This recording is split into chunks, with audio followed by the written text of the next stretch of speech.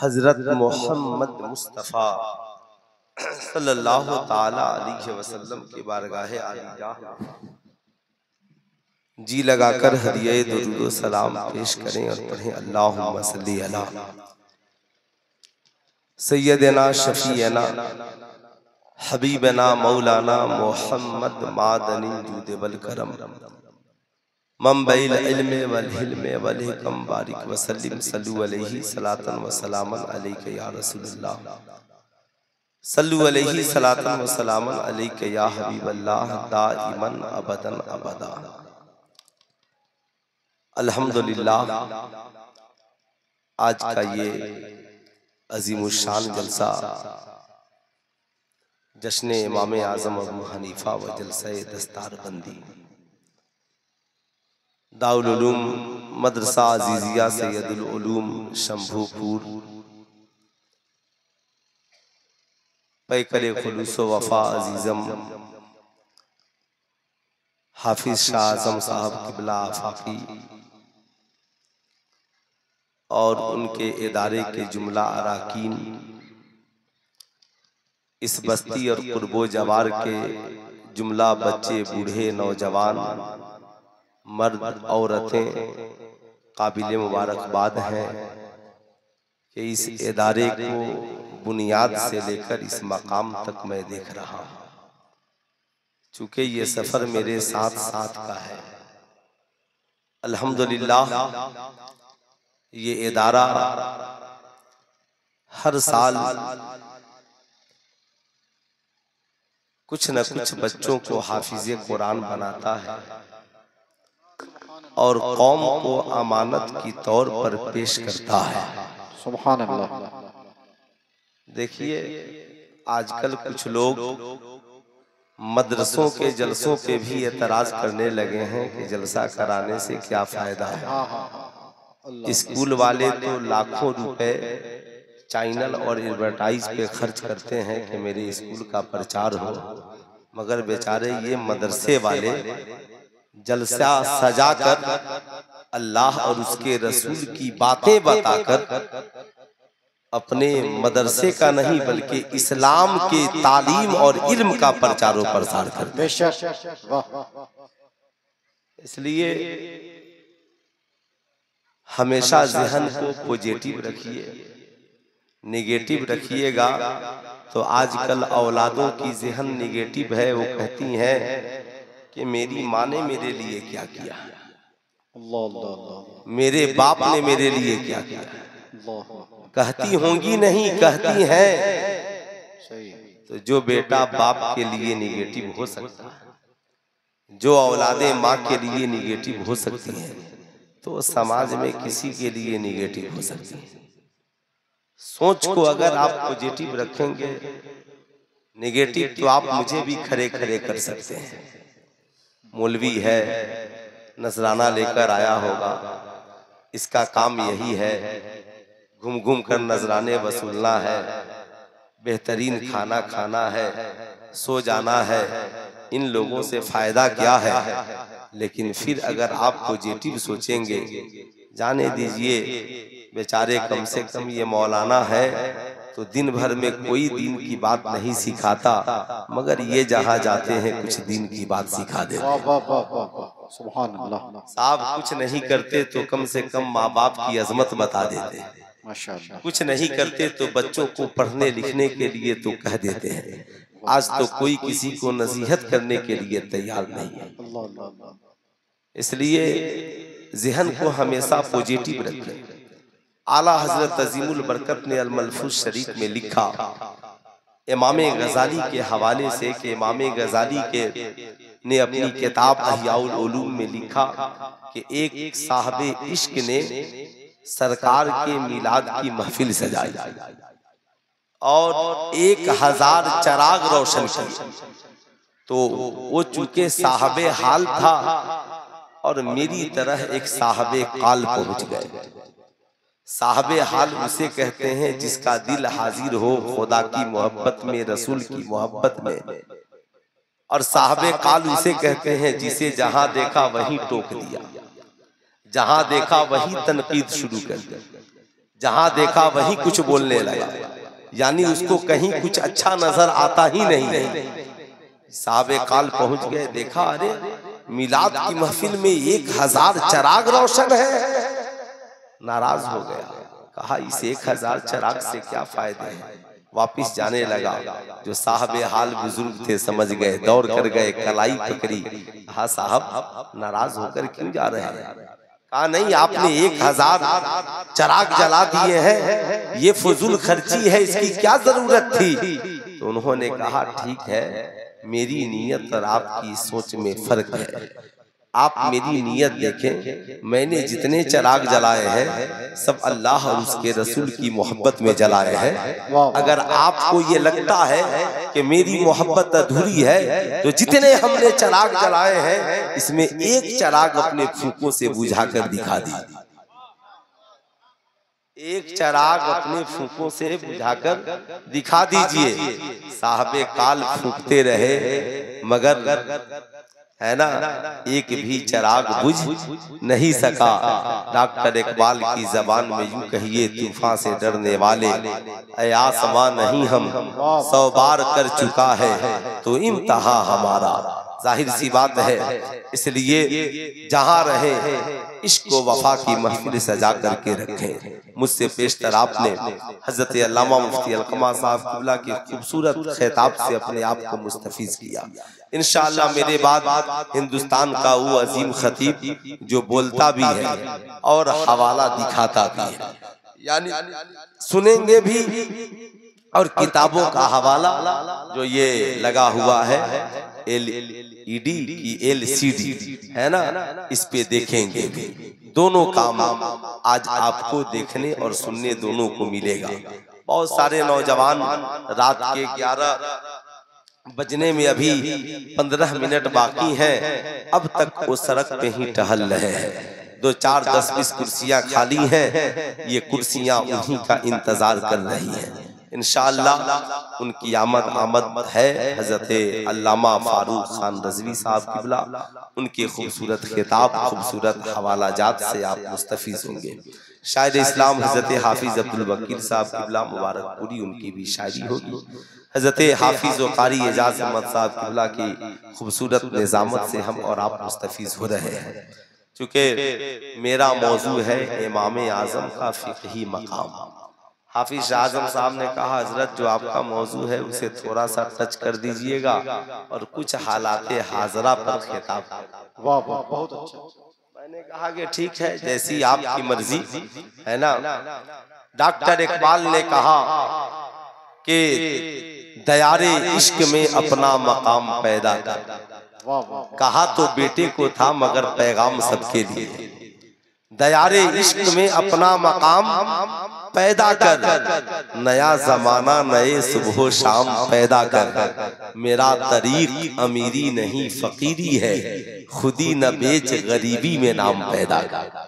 मेरा तरीक अमीरी नहीं फकीरी है, खुदी न बेच गरीबी में नाम पैदा कर। अल्लाह अकबर। जाहिर सी बात है, हमारा ताल्लुक मज़हब इस्लाम से है और इस्लाम दुनिया का सबसे पाकीज़ा मजहब है। इस्लाम हमारी रहनुमाई करता है। जो इस्लाम पर चलेगा उसकी दुनिया भी बेहतर और आखिरत भी बेहतर। इस्लाम को आम करने के लिए अंबिया अलैहिमुस्सलाम तशरीफ ले आए। अल्लाह ने कुरान जैसी अजीम किताब हमें अल्लाह के मुकद्दस नबी सल्लल्लाहु अलैहि वसल्लम के जरिए अता फरमा दिया। अब आप जरा सा सोचें, हमारे पास दुनिया की सबसे बड़ी किताब है। हमारे पास आमिना के लाल मुहम्मदुर रसूलुल्लाह सल्लल्लाहु अलैहि वसल्लम का उसवा हसना है। ये 2 अजीम नेमतें आज हमारे पास हैं, लेकिन आज हमारे पास इतना वक्त नहीं है कि हम कुरान खोल करके पढ़ें, हदीस मुस्तफ़ा का मुताला करें। हम साहब या फिर और भी जो मामलात हमारी जिंदगी में है, हमारे पास इतना वक्त नहीं है। बहुत बिजी लाइफ है, मगर ये करम है इन उलमाए कलाम का जो इस बिजी लाइफ में भी कम से कम आपको जुमा जुमा में खिताब के जरिया, बस्तियों में मिलाद के जरिया, कहीं कहीं जलसे जुलूस सजाकर आपको दीन की बातें सुनाते हैं, सिखाते हैं, आपकी रहबरी और रहनुमाई करते हैं। जिस दिन ये मदरसे खत्म हो गए, जिस दिन आपका रिश्ता इन आलिमों से टूट गया, तो साहब ये जो कुछ भी आज हमारे पास दीन बचा है, ये बताने वाला भी हमें नहीं मिलेगा। लोग तो यही चाहते हैं कि इन सारी चीजों का खात्मा हो जाए, लेकिन अगर हम भी यही चाहने लगे और हमारी भी फिक्र यही हो जाए, आखिर इमाम आजम अबू हनीफा की कौन सी फिक्र थी जिसने फिक्र को इस ऊंचाई तक पहुंचाया? आप जब उसे पढ़ेंगे, आप जब उसे समझेंगे, तो आप हैरत में पड़ जाएंगे कि इमाम आजम अबू हनीफा ने इस उम्मत के ऊपर कितना बड़ा एहसान किया, आप इसका तस्वुर भी नहीं कर सकते हैं। आज हम में कितने लोग हैं जो कुरान की आयतें पढ़ करके मसाइल समझ पाएंगे। आज हम में कितने लोग हैं जो मुख्तलिफ अबवाब की मुख्तलिफ अहादीस को पढ़कर ये फैसला कर पाएंगे। आज तो साहब लोग अहादीस समझना तो दूर की बात और पढ़ना तो दूर की बात, अब तो लोग इंग्लिश में बुखारी पढ़ते हैं, हिंदी में बुखारी पढ़ते हैं, इंग्लिश में कुरान शरीफ की आयतें पढ़ते हैं। और साहब वो कहते हैं, एक साहब ने मुझको फोन किया, कहा हजरत तकलीद कुरान में कहाँ है? मैंने कहा अल्लाह कुरान में फरमाता है अतीउल्लाह व अतीउर रसूल व उलिल अम्र मिनकुम। कहा हजरत मैंने पूरे कुरान में सर्च कर लिया, मगर ये आयत तो हमें नजर ही नहीं आ रही है। मैंने कहा अफसोस है, आप कुरान में आयत तलाश कैसे रहे हैं? कहा हजरत हम आयत जो तलाश रहे हैं, असल में हम हिंदी में इसे पढ़ते हैं और हदीसें हम इंग्लिश में निकालते हैं। याद रखिएगा, जब इमाम आजम अबू हनीफा से पहले दस्तूर यही था। उस वक्त जो भी उलमा मौजूद थे और जो भी साहबा मौजूद थे, ताबई मौजूद थे, सबका दस्तूर यही था। कुरान पढ़ते दीन समझ लेते, हदीस मुस्तफा पढ़ते दीन समझ लेते। इमाम आजम अबू हनीफा को ऐसा लगा कि हो सकता है हमारे बाद लोगों के अंदर दीन की इतनी समझ न हो और फिर वो हदीस में तत्बीक नहीं कर पाए, या कुरान की मुख्तलिफ आयतों में कौन सी कितनी आयतें नासिख हैं और कितनी आयतें मनसूख हैं, वो नहीं समझ पाए। इमाम आजम अबू हनीफा ने तन्हा नहीं 1000 उलमा की मजलिस बनाई। कितने उलमा की? जरा हाथ उठा करके बोले कितने उलमा की, और जरा जोर से बोले कितने उलमा की? 1000। अब जरा इमाम आजम अबू हनीफा है कौन ये सुनिए। आपने इमाम बुखारी का नाम सुना होगा, कितने लोग इमाम बुखारी को जानते हैं? जरा हाथ उठाइए, तो 4 लोग जो इमाम बुखारी को जानते हैं। जो नहीं जानते हो मत उठाइएगा। इमाम बुखारी को आप जानते हैं। इमाम बुखारी से इमाम आजम का रिश्ता समझिए।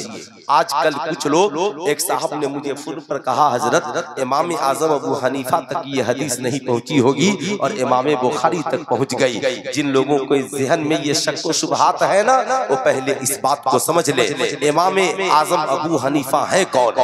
आज जो बुखारी की झलक है, ये इमाम आजम अबू हनीफा का इल्मी फैजान है।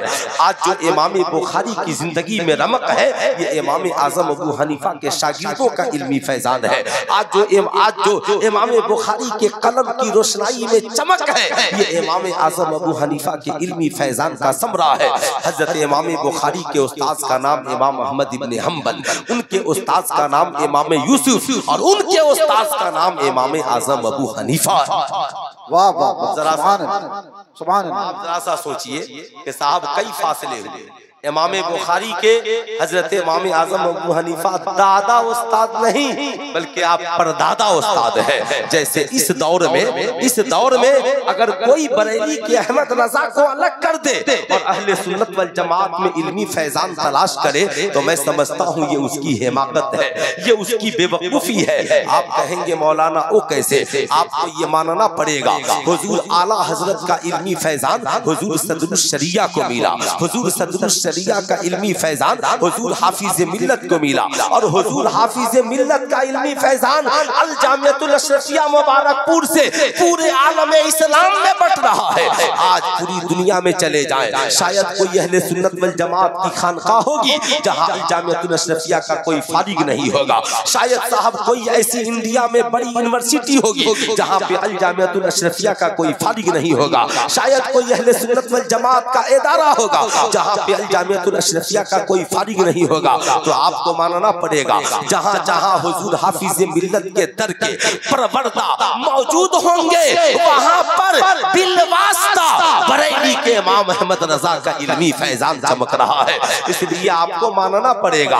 आप जब हुजूर हाफिज मिल्लत के फैजान को मानेंगे तो आपको आला हजरत के फैजान को मानना पड़ेगा। इसलिए बुखारी मानने वालों कैसे कहते हो कि हम इमाम आजम अबू हनीफा के इल्मी फैजान को नहीं मानते या उनके इल्म हदीस को नहीं मानते? तुझे ये मानना पड़ेगा कि हजरत इमाम बुखारी को जो इल्मी फैजान पहुंचा है ये इमाम अहमद इब्न हंबल से पहुंचा है। उनको इल्मी फैजान इमाम यूसुफ से पहुंचा है और इमाम यूसुफ हजरत इमाम आजम अबू हनीफा के शागिर्दे खास है। अब आप जरा सा सोचे और सीने पे हाथ रख करके सोचे, हजरत इमाम आजम अबू हनीफा ने जो 1000 उलमा की मजलिस बनाई उनमें अक्सर उनके शागिर्द थे जिसमें 40 ऐसे थे जो मुज्तहिद फिल मसाइल थे। अब आप मुज्तहिद फिल मसाइल भी समझिए, यानी वो लोग जो खुद से मसाइल अखज करना जानते थे, उनके लिए तकलीद जरूरी नहीं है। लेकिन आज हर इंसान गैर मुकल्लिद बनने के लिए तैयार है। वो 40 जो इमाम आजम अबू हनीफा की मजलिस में थे और उनके शागिर्द थे, उनके पास इतनी सलाहियत थी कि उन्हें किसी की तकलीद की जरूरत नहीं थी, मगर सब के सब इमाम आजम अबू हनीफा के मुकल्लिद थे। आज जो सही से अरबी पढ़ना नहीं जानता वो भी गैर मुकल्लिद है। आज साहब जो सही से कुरान की आयतें पढ़ना नहीं जानता ये भी गैर मुकल्लिद है। साहब याद रखिएगा, ये हाथ झाड़ देना ये गैर मुकल्लिद होने की अलामत नहीं है। गैर मुकल्लिद बनने के लिए आपके पास इल्म चाहिए, आपके पास इल्मी क्वालिटी चाहिए, आपके पास इतना इल्म हो कि आप मुस्तहिद फिल मसाइल बन सके। साहब याद रखिएगा, ये रफ़े यदैन ये इमाम शाफ़ई ने किया और इमाम शाफ़ई के मानने वाले करते हैं। तो आप याद रखें, इमाम शाफ़ई कहते हैं कि दुनिया वालों उस जमाने में जो जमाना इमाम आज़म अबू हनीफा का है, उस जमाने में किसी माँ ने इमाम आज़म अबू हनीफा से ज्यादा अक्लमंद माँ पैदा ही नहीं किया, जना ही नहीं। इसलिए याद रखें साहब, इल्म का गुरूर इंसान को तबाह कर देता है। अल्लाह फरमाता है इन्नल्लाह ला युहिब्बुल मुतकब्बिरीन, बेशक अल्लाह तकब्बुर करने वाले को पसंद नहीं करता। इसलिए याद रखें, अल्लाह कुरान में फरमाता है बेशक अल्लाह की पैरवी करो, रसूलुल्लाह की पैरवी करो, उलिल अम्र मिनकुम, और उसके बाद साहबे अम्र की पैरवी करो। जाहिर सी बात है, यही वजह है हम लोग इमाम आजम अबू हनीफा की पैरवी करते हैं। इमाम आजम अबू हनीफा की ये फिक्र थी कि साहब आने वाला दौर ऐसा दौर है जिस दौर में हो सकता है लोग मसाइल अखज नहीं कर पाए, इसलिए उन्होंने 1000 उलमा की टीम बनाई, 1000 उलमा की मजलिस बनाई और एक एक मसले पे बहसो मुबाहिसा होता।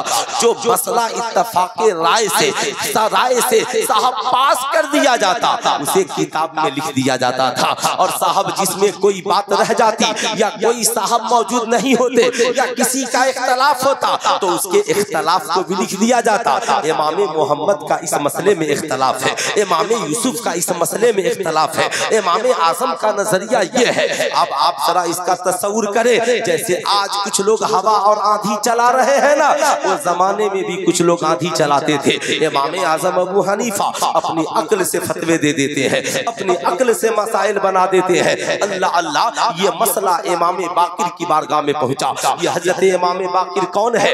इमाम हुसैन के शहजादों के शहजादे हैं। हजरत इमाम बाकिर से मुलाकात हजरत इमाम आजम अबू हनीफा की मदीना शरीफ में हो गई। हजरत इमाम बाकिर से मुलाकात जब हुई, हजरत ने मुसाफा किया। इमाम बाकिर ने कहा अच्छा आप ही इमाम आजम हैं जो अपनी अक्ल से फतवे देते हैं? कहा हुजूर नहीं, मैं तो फतवे कुरान से देता हूँ, मैं तो फतवे हदीस से देता हूँ। कहा तो फिर बताओ। तो हजरत इमाम आज़म अबू हनीफा ने कहा हुजूर पहले मैं 2 जानू होकर आपके सामने बैठ तो जाऊं।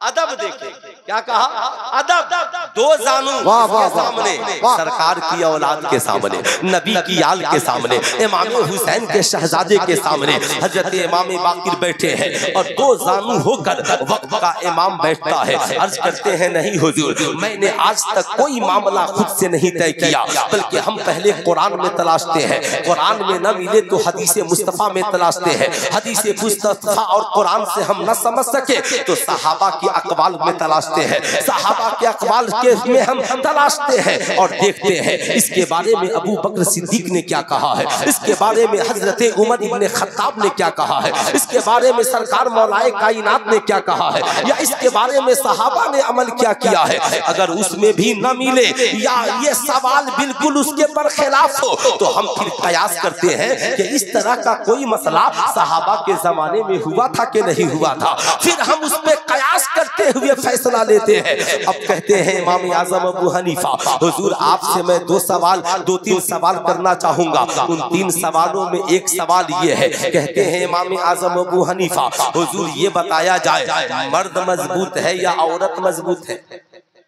इमाम बाकिर ने कहा मर्द मजबूत है औरत कमजोर है। कहा हुजूर मर्द मजबूत है औरत कमजोर है, मगर कुरान कहता है कि मर्द को 2 हिस्सा दिया जाए विरासत में और औरत को 1 हिस्सा दिया जाए, जबकि अक्ल ये कहती है जो कमजोर है उसे ज्यादा दिया जाए और जो मजबूत है उसे कम दिया जाए। हुजूर अगर मैं अक्ल से फैसला लेता तो फिर ये कहता कि औरत को 2 हिस्सा दिया जाए, मर्द को 1 हिस्सा दिया जाए, मगर जो मेरे नबी ने कहा है अबू हनीफा का उसी पे अमल है, अबू हनीफा उसी पे फतवा देता है। सरकार दूसरा सवाल मेरा ये है, ये बताया जाए नमाज अफजल है या रोजा अफजल है। कहा नमाज अफजल है।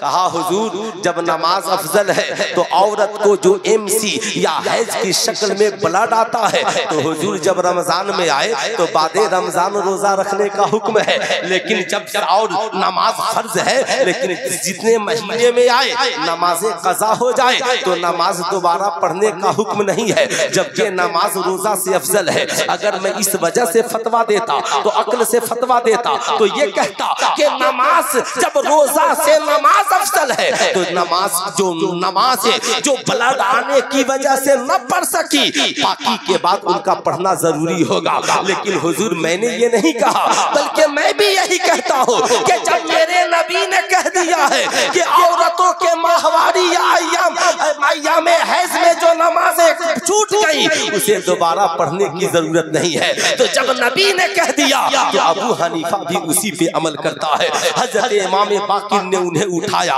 गले से लगाया, पेशानी को बोसा दिया और कहा बेशक ये सच है, नबी ने फरमाया कि कूफा में कुछ लोग ऐसे होंगे कि अगर इल्म औजे सरैया पर हो फिर भी वहां से खींच कर लाएंगे और इस उम्मत को उस इल्म के नूर से भर देंगे।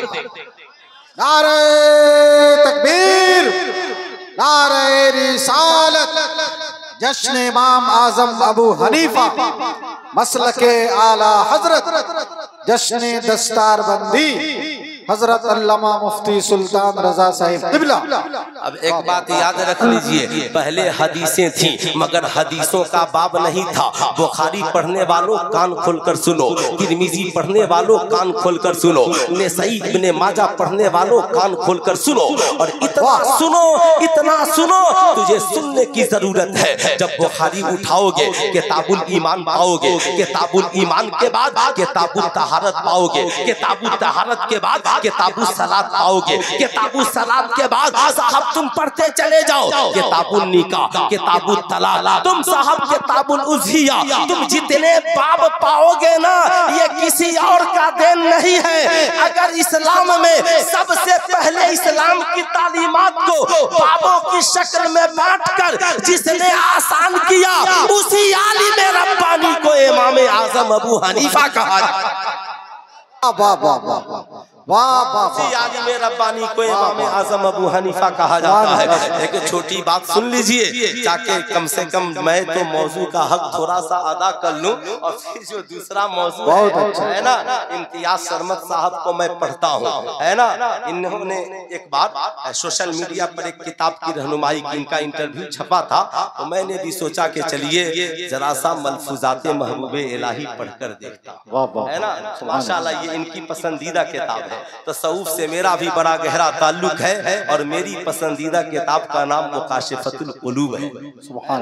मैं चाहे उसे जितनी बार पढ़ लूं, आप भी पढ़ा कीजिए। आज तो मुसलमानों की पोजीशन इतनी खराब है, मिलाद साल में 10 बार कराएगा, सुभान अल्लाह कराइए, 1 लाख खर्च करेगा, मगर घर में सरकार की सीरत की एक पतली किताब भी खरीद कर नहीं रखेगा। बोलिए गलत बोल रहा हूँ? रखे हैं, माशाअल्लाह, बहुत अच्छी बात है। कम से कम 1000-2000 रुपए अपने घर में एक इस्लामिक लाइब्रेरी बनाइए, और 2-4 किताबें जरूर रखिए जो जरूरी हैं। जैसे आप उन किताबों का नाम याद रखें साहब, जो आम लोग हैं, कम से कम कानून शरीयत दोनों चीज आपके घर में होनी चाहिए। उसके बाद साहब औरतों के लिए जन्नती जेवर अल्लामा अब्दुल मुस्तफा आजमी की होनी चाहिए। हुजूर सदरुल शरिया की एक किताब है इस्लामी अखलाक व आदाब, आप उसे रखें। अल्लामा अब्दुल मुस्तफा आजमी की सीरत मुस्तफा और कुरान को तर्जमे के साथ कंजुल ईमान अपने घरों में जरूर रखें। ये इतनी किताबें हिंदी, उर्दू और इंग्लिश में भी दस्तयाब है, आपकी लाइब्रेरी में होनी चाहिए। आपकी बेटियां पढ़े, आपके बेटे पढ़े, आपके बच्चे पढ़े। जब आप पढ़ेंगे ना, कम से कम इस्लामी अखलाक व आदाब तो हर नारे रिसालत उलमाए अहले सुन्नत सदरी इजलास हजरत अल्लामा मुफ्ती अफजल हुसैन साहब नूरी, हजरत अल्लामा मुफ्ती इरफान चिश्ती साहब तिबला, काजी शहर सीवान हजरत हाफिज अब्दुल वकील साहब मुबारकपुरी, मसलके आला हजरत उलमाए अहले सुन्नत।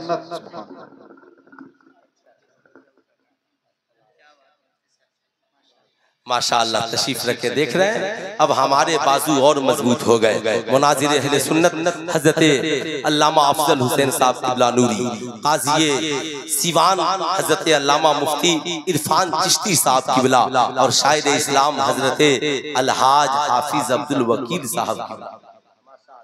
ये बुजुर्ग शख्सियतें तशरीफ ले आई, माशाअल्लाह आप इन्हें देख रहे हैं। मैं अर्ज कर रहा था छोटी सी लाइब्रेरी आपके यहाँ होनी चाहिए। तो मैं ये अर्ज कर रहा था इमाम आजम अबू हनीफा का एहसान इतना बड़ा कि उन 1000 आलिमों ने बैठकर उम्मते मुस्लिमा पे इतना बड़ा एहसान किया कि जितने मसाइल थे उन्हें निकाल कर इकट्ठा कर दिया, ताकि बाद वालों को मेहनत करने की जरूरत नहीं पड़े, पढ़ता चला जाए और अमल करता चला जाए। इतना बड़ा एहसान इमाम आजम अबू हनीफा ने किया है। ए बेटा बैठ जाओ ना, जाहिर सी बात है इस मोबाइल ने तो सबको डिप्रेशन में डाल दिया है, टेंशन में डाल दिया है ना। अब तू भी आया इसी काम के लिए है, कैमरा ऑन है। अब साहब अब तो हकीकत ये है कि मीडिया वाले सोशल मीडिया पे ट्रेंड कर रहे हैं, इस मौलवी को अभी मीडिया की औकात का पता नहीं है ना।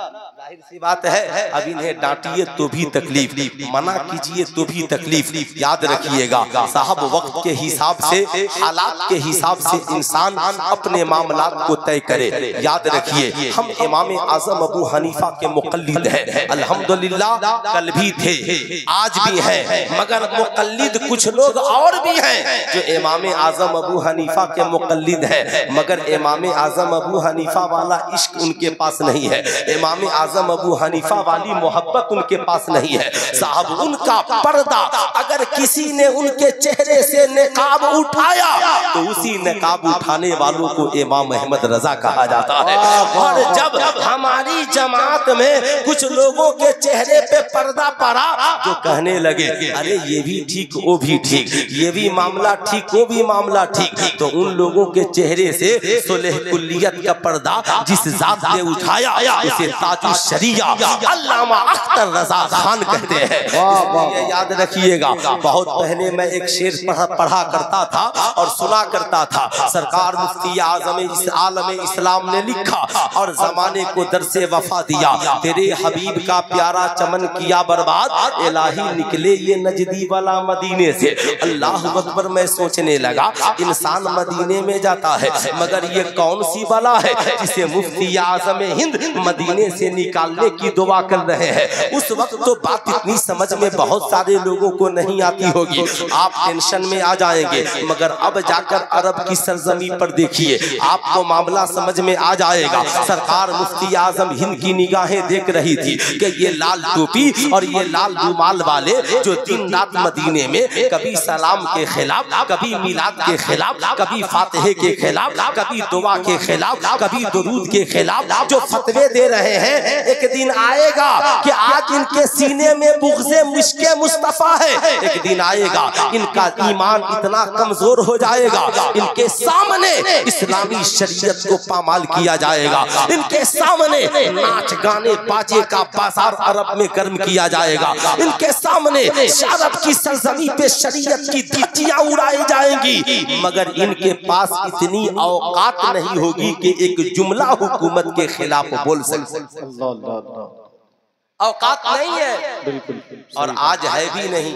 पूरे अरब की सरजमी को देखिए, वो अरब की सरजमी जिसे सरकार ने गुनाहों से पाक किया, जिस अजीम सरजमी को सरकार ने गुनाहों से पाक किया। सरकार की आमद से पहले अरब की सरजमी पे शराब आम था, जुआ आम था, जना आम था, नाच गाने बाजे आम थे। सरकार ने साहब सब पे पाबंदी लगा दी और उस पाकीज़ा सरजमी को गुनाहों से पाक कर दिया। अल्लाहु अकबर। अरब की सरजमी पर एक वक्त वो भी था जब पूरे अरब में कहीं शराब खाने का वजूद नहीं था, कहीं नाचने गाने और बजाने वाली नजर नहीं आती थी, कहीं पर जुआ खाने का वजूद नहीं था, मगर इन जालिमों ने साहब इस वक्त सऊदी अरब की हुकूमत ने यहूदियों की साजिश में आकर आज वहाँ पे फिर से शराब खाने खोल दिए। है किसी की औकात बोले वहाँ पे जुआ खाने खोल दिए, है किसी की औकात बोले अब लड़कियां नकाब पहनने वाली वहाँ डांस सीख रही है किसी की औकात बोले उनके लड़के वहाँ पे बेशर्मी का मुजाहरा कर रहे हैं, है किसी की औकात बोले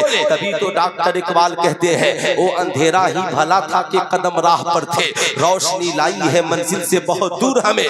उसकी वजह क्या हो सकती है? उसकी वजह सिर्फ ये है कि अरब के जो लोग थे उनका जो मामला था उन दाढ़ी वाले मौलवियों से हो गया, जिनके यहाँ मिलाद हराम, जिनके यहाँ वलियों का जिक्र हराम, जिनके यहाँ नबी पे सलाम हराम। नतीजा ये निकला वो सिर्फ नमाज तो पढ़ते रहे मगर कभी सरकार का तस्करा नहीं सुना। सरकार की सीरत क्या है, सरकार का इखलाक क्या है, सरकार ने इस्लाम फैलाया कैसे, अबू बकर सिद्दीक का किरदार क्या है, हजरत उमर का किरदार क्या है, हजरत उस्मान गनी का किरदार क्या है। साहब उन्हें कोई फर्क नहीं पड़ता, अपनी पैदाइश का दिन उन्हें याद है, मगर जिस उमर ने मदीने में रहते हुए पूरे आधी दुनिया पे हुकूमत की उस उमर का कारनामा उन्हें याद नहीं है। साहब उन्हें अपनी पार्टियां याद है, मगर जिस अबू बकर सिद्दीक ने सरकार के जाहिरी वसाल के बाद इस्लाम को मजबूत किया उस अबू बकर का कारनामा उन्हें याद नहीं है। जिस उस्मान गनी की वक्फ की हुई जमीन से आज पूरा मदीना पल रहा है, आज उन्हें अपनी प्रॉपर्टी याद है, मगर हजरत उस्मान गनी की सखावत और कुर्बानी याद नहीं है। आज साहब उन्हें अपने मामलात याद है, मगर जिस मौला अली की शुजाअत ने खैबर को फतह करते हुए इस्लाम का झंडा कुफ्र के सीने पे नस्ब किया, साहब उस मौला अली के कारनामे उन्हें याद नहीं है। जिस इमाम हुसैन ने यजीद जैसे जालिम शख्स को साहब पूरा खानदान उसके मुकाबले में कुर्बान करके उसकी हुकूमत को जाहिरी हुकूमत को निस्तो नाबूद करके इस्लाम के परचम को लहराया और फिर से दीन को जिंदा किया। आज उसे इमाम हुसैन की सीरत और किरदार याद नहीं है। जो कौम अपने नबी के सिर की सीरत को भूल जाए, जो कौम नबी के सहाबा के किरदार को भूल जाए, जो कौम सरकार की औलादों की किरदार को भूल जाए, जो कौम अपने बुजुर्गों की तारीख को भूल जाए, जो कौम अपने आलिमों की कुर्बानी को भूल जाए, जो कौम अपने आबा व अजदाद की सही तारीख को भूल जाए, वो कौम सिर्फ मुर्दा ही नहीं होती बल्कि सफाए हस्ती से मिटा दी जाती, अल्लाह अल्लाह अल्लाह मिटा दी जाती है। तभी तो मेरे इमाम ने बरेली शरीफ से कहा, या रसूल अल्लाह तेरे गुलामों का नक्शे कदम है राहे खुदा, वो क्या बहक सके जो ये सुराग लेकर चले, वो क्या बहक सके जो ये सुराग लेकर चले। ऐ मेरी कौम के नौजवानों, जिंदगी में बदलाव लाना होगा, बुजुर्गों से करीब होइए, उन आलिमों से राब्ता रखिए जो आलिम आपको खुदा के करीब करे, जो आलिम आपको नबी के करीब करे, जो आलिम आपको वली के करीब करे, जो आलिम आपको बुजुर्गों के करीब कर दे, जो आलिम आपको आपके माँ बाप के करीब कर दे। वरना समाज में ऐसे लोगों की कमी नहीं है जो बाप के मरने के बाद कब्र में भी जाने को शिर्क, उसकी कब्र पे भी जाने को शिर्क समझते हैं, उनके लिए दुआएं बख्शिश करने को भी शिर्क समझते हैं। इसलिए साहब ज़हन को बदलना होगा, अपने मिजाज को बदलना होगा। इंशाअल्लाह ये सारे दलाइल आपको सुनने और देखने को मिलेंगे। बड़ा पुरफितन दौर है, बड़ा पुरआशोब माहौल है। आज कुछ लोग कहते हैं मौलाना जलसों की क्या जरूरत है। मैं कहता हूँ ठीक है, जलसों को बंद कर दिया जाए तो गजलिया मुशायरों की क्या जरूरत है। आपका तो कभी मैंने कमेंट नहीं सुना कि गजलिया मुशायरों को बंद कर दिया जाए। आपने कभी कहा कि शादी ब्याह में इतने खुराफात हो रहे हैं, सरकार की सिर्फ एक सुन्नत है, क्या निकाह आका की सुन्नत है, इजाबो कबूल आका की सुन्नत है। मेहंदी के रस्म के नाम पे करोड़ लाखों खर्च करना ये किसका तरीका है। हल्दी के रस्म के नाम पे पूरा घर पीला पीला हो जाना और साहब लाखों खर्च करना ये किसका तरीका है। शादी के नाम पे नाच गाने की महफिलें सजाना ये किसका तरीका है। पूरा खानदान बुला करके ऐशो मस्ती और रंगो सरूर की महफिल सजाना, आपकी जबान तो वहां नहीं खुलती, इसलिए कि भाई नाराज हो जाएगा, भतीजा नाराज हो जाएगा, चचा नाराज हो जाएगा।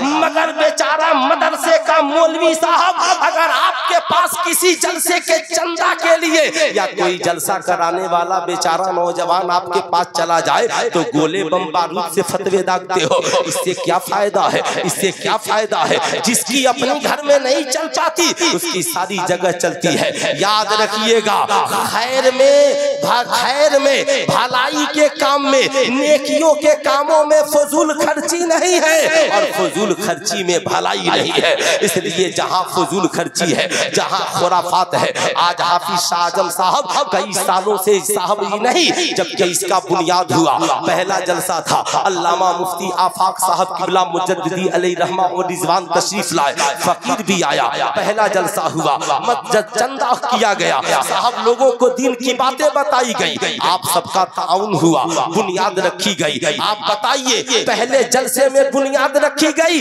फिर हर साल जलसा होता रहा, मदरसा बढ़ता रहा, मदरसा तरक्की करता रहा। फिर वो दिन आया कि पहली बार इस बच्चे से मदरसे से पढ़कर बच्चे फारिग हुए और उन्हें हाफिज कुरान बनाया गया। फिर हर साल बच्चे हाफिज कुरान बनने लगे। आप बताएं साहब, ये उस जलसे का ही नतीजा था जिस जलसे में बुनियाद रखी गई और वहां से इस इदारे को खड़ा किया गया, लोगों के ज़हन में बातें डाली गई, लोगों के ज़हन में बातें बैठाई गई। मैं ये नहीं कहता कि साहब याद रखिए, हाँ आप महंगे जलसे मत कराइए, आप अपनी हैसियत के मुताबिक जलसे कराइए। ऐसे भी आज का ये जलसा बहुत बड़ा महंगा जलसा नहीं है। वाह वाह वाह वाह वाह, याद रखिएगा, ये बहुत महंगा जलसा नहीं है। जो इस सीजन का जितने जलसे मैंने पढ़े उसका सबसे कम बजट का ये जलसा है, इसलिए कि इसमें तो सारे अपने लोग ही मदऊ हैं। सिर्फ हजरत अल्लामा फारूक खान रिजवी साहब को बाहर से बुलाया गया है, इसलिए कि उनकी जरूरत है। और जब जरूरत आपको पड़ती है, ईमानदारी से बताइए, जिस्म बीमार हो फहीम भाई से पूछिएगा, देखिए ना तबीयत खराब है, कोई अच्छा डॉक्टर बताइए। कहेंगे हाँ गोरखपुर में एक बहुत अच्छा डॉक्टर है, फी कितना लगता है? कहा मौलाना साहब थोड़ा महंगा तो है। कहा जाने दीजिए, प्रॉब्लम नहीं है, डॉक्टर महंगा है मगर इलाज तो हो जाएगा। बहुत महंगा है मगर इलाज तो हो जाएगा। अरे बिल्कुल, इलाज वहीं अच्छे लोगों का होता है। मालूम है ना, उत्तर प्रदेश के जितने बड़े नेता हैं सबका इलाज वही डॉक्टर करता है। बड़ा VIP डॉक्टर है। अच्छे अच्छे मरीज अच्छे हो गए, बड़े बड़े मरीज अच्छे हो गए। कहा ठीक है, 5000 जाकर फी दिया। 1 घंटा नंबर में लगा। सुल्तान रजा पूछना चाहता है, जब जिस्म बीमार हो जाए तो महंगा डॉक्टर चलेगा, जब अकीदा बीमार हो जाए, ईमान में कमजोरी आ जाए, जब समाज बीमार हो जाए, माशरा बीमार हो जाए, तो फिर साहब बड़ा आलिम क्यों नहीं चलेगा? वाह वाह वाह बड़ा आलिम क्यों नहीं चलेगा? अच्छा आलिम क्यों नहीं चलेगा? आने जाने में अगर उसके लंबे खर्च हो गए तो क्या हुआ? कम से कम आएगा तो कम से कम जो मामलात हैं वो तो ठीक हो जाएंगे। कम से कम जो सुलगते हुए मसाइल हैं वो तो ठीक हो जाएंगे। साहब मसाइल को ठीक करने की जरूरत है ना। एक बात मैं बता देता हूँ, जिंदगी में खुश रहने की आदत डालिए, अपने दिमाग को पॉजिटिव रखिए, हमेशा पॉजिटिव। आज इस वक्त मार्केट में सबसे ज्यादा जो दवाइयाँ बिक रही हैं